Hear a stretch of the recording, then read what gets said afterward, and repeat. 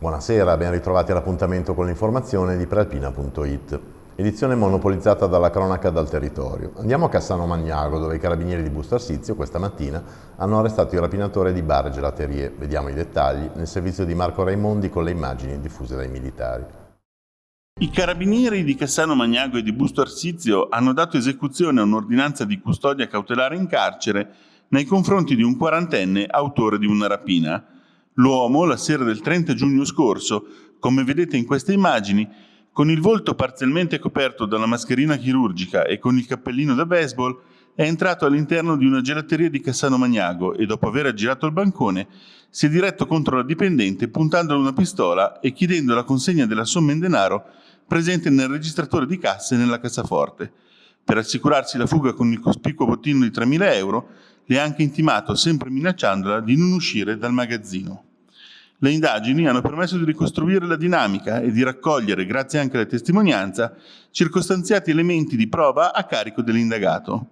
L'ordinanza di custodia cautelare in carcere è stata notificata questa mattina nella casa circondariale di Busto Arsizio, dove l'uomo si trova già arrestato sempre per rapina, con lo stesso modus operandi e in concorso con un complice, ai danni di un bar tabacchi di Cardano al Campo la sera del 2 maggio scorso.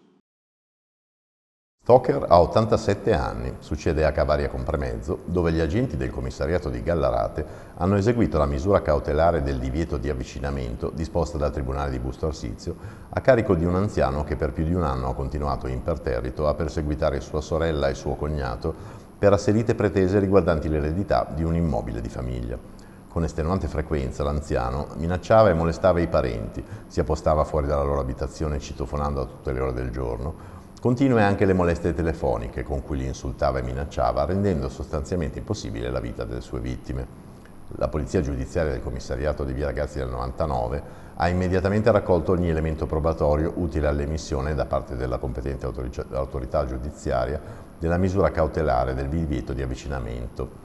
Il provvedimento, notificato al persecutore, gli impone non soltanto di stare lontano dai luoghi frequentati dai parenti, ma gli vieta altresì di comunicare con loro attraverso qualsiasi mezzo, compreso quello telefonico e telematico.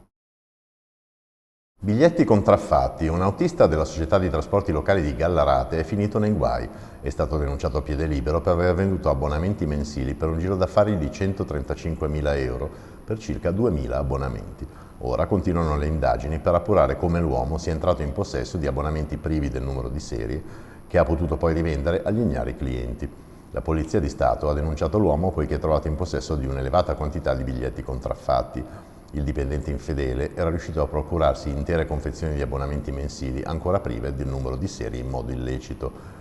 In un secondo momento gli abbonamenti sono stati contraffatti mettendo i numeri di matricola mediante l'utilizzo di timbri e inchiostro simili agli originali, al fine di ottenere dei veri e propri cloni di fatto quasi identici a quelli regolarmente emessi dall'azienda.